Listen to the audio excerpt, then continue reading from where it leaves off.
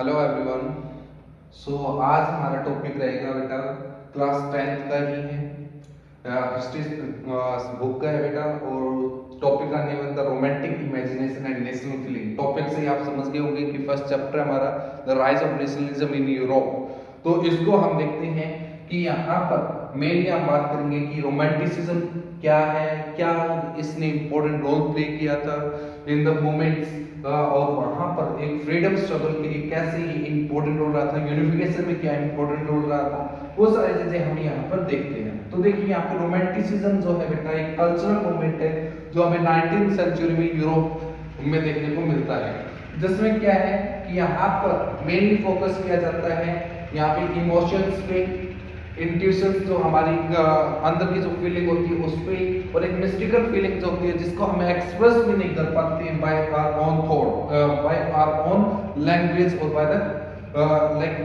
Bye the words and the reason and the science. और इससे ऊपर उठ के रीजन कुछ भी नहीं है ना साइंस है, हम इसमें बिलीव करते हैं, ये यहाँ पर ज्यादा हमें देखने को मिलता है। तो इसके की फीचर्स की बात की जाए तो यहाँ पे मेनली फोकस किया जाता है बेटा इमोशंस और इंट्यूशंस, यानी हमारे जो इमोशंस है, जो एक इमोशनली जो एंगेजमेंट जो होती है वो, और यहाँ पे इंट्यूशन जो अंदर की जो फीलिंग होती है उसको यहाँ पर हमने ज्यादा फोकस किया गया था कि लोगों की जो फोकस होता है कि मेरी लोग चाहते क्या है, तो उसका रीजन नहीं पता है लेकिन वो चाहते हैं, वो चीजें होती है इमोशनली वो इंगेज्ड है, नेशन के साथ हो सकता है, सोसाइटी के साथ हो सकता है, अपने कल्चर के साथ भी यहाँ पे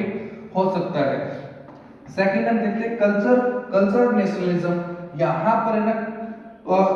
जो पॉलिटिकल स्ट्रक्चर है उससे ऊपर उठ के यहाँ पर एक जो देखा जाए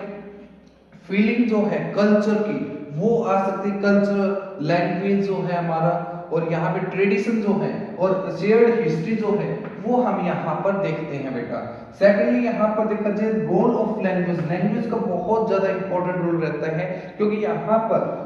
जब कोई भी कंट्री पे कोई अनदर फॉरेन पावर जो है वो रूल कर रही होती है, तो यहाँ पर जो लोकल पीपल जो रह रहे होते हैं वो मे भी फॉरेन लैंग्वेजेस के साथ यहाँ पर, और जो इंपीरियल लैंग्वेजेस जो हैं उनके साथ यहाँ पे मे भी वो अच्छे से यहाँ पर इंगेज ना हो पाए, उनके साथ फैमिलियर ना हो लैंग्वेजेस के साथ, लेकिन जो वर्निकुलर लैंग्वेजेस जो हैं उनके साथ वो अच्छे से यहाँ पर देखा जाए फैमिलियर होते हैं, तो उनके साथ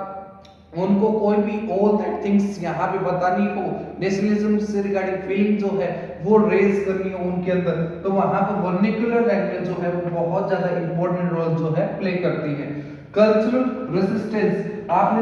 हम आगे जब पोलैंड के बारे में स्टडी करेंगे तो उसमें देखेंगे कि रशिया जो है वो पोलैंड पे जो है वो अटैक करके उसको अनेक्स्ट कर लेता है और वहां पर डोमिनेट करता है, और सेकेंडली वहां पे रशियन लैंग्वेज जो है वो एज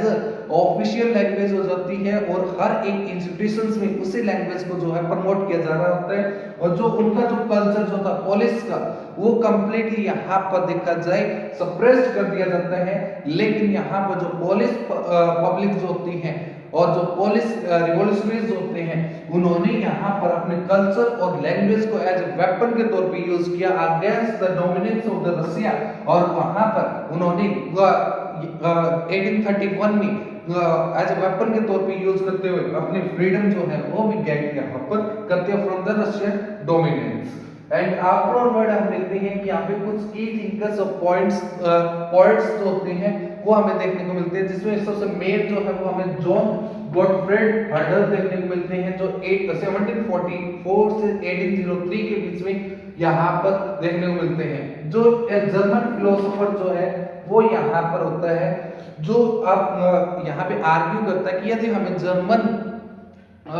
कल्चर को अच्छे से जानना है तो हमें सबसे पहले कॉमन पीपल जो लोकल पीपल जो है उनसे अच्छे से यहाँ पर ऑल दैट थिंग्स जो है वो शेयर करनी होगी, उनसे बातें करनी होगी, तभी हमें एक जो जर्मन कल्चर जो ट्रू कल्चर जो है जर्मनी का उसके बारे में हम अच्छे से फाइंड आउट कर पाएंगे और अच्छे से उसके बारे में जान पाएंगे। तो यही हमारा टॉपिक है जिसमें हमें रोमांटिसिज्म हमें देखने को मिलता है। तो यहाँ पर मेन क्वेश्चन जो है वो ये बनता है कि यहाँ पर जो कल्चर और लैंग्वेज जो है वो किस टाइप से यहाँ पर देखा जाए इंपॉर्टेंट रोल प्ले करती है in the nationalism in Europe. तो ये क्वेश्चन आपका बनता है। चाहे वो किसी भी बेसिस पे आ सकता है, लाइक फ्रांस पे भी आ सकता है, या फिर जर्मनी के ऊपर भी आ सकता है, या फिर अनदर जितने भी रही हैं यूनिफिकेशंस वगैरह भी, तो उनके अंदर भी हमें देखने मिलता है। लाइक ग्रीक्स, जो हमने ग्रीस का भी देखा था, तो उसमें भी आपने देखा होगा कि यहाँ पर जो ग्रीक जो थे वो अपने कल्चर और लैंग्वेज से इंस्पायर्ड होते हैं, और afterward western civilisation, western European जो पोएट्स और थिंकर्स होते हैं वो भी यहाँ पे सपोर्ट करते हैं और कहते हैं कि जो ओल्ड ट्रेडिशन और कल्चर जो है उसके लिए हमारी सिंपैथी है। क्यों? क्योंकि यहाँ पे यूरोपियन सिविलाइजेशन जो है वो यहाँ पर देखा जाए